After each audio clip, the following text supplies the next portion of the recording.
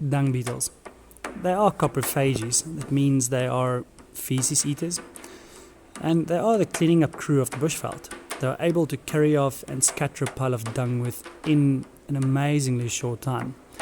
The dung is buried into the ground where it decomposes, aerating and fertilizes the soil. The removal of the dung also minimizes the number of flies.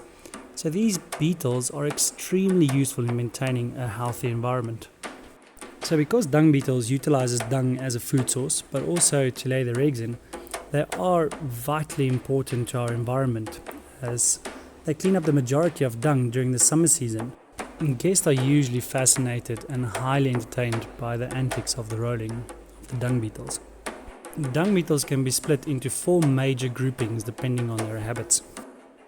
The 2 beetles forming the ball is male and female, with the male pushing it away from the dung pile as quick as possible with his back leg. The female will hang on for dear life as he rolls it away.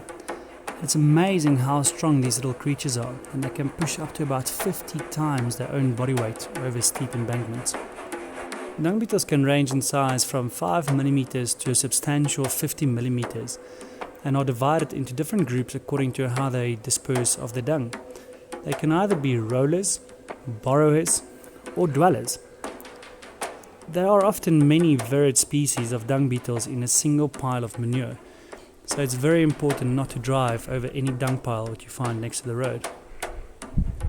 As a dung beetle larvae, you don't have a lot of defense. Well, let's face it, you are stuck in a dung ball. So honey badgers can dig the balls out and break them open and feed off the larvae.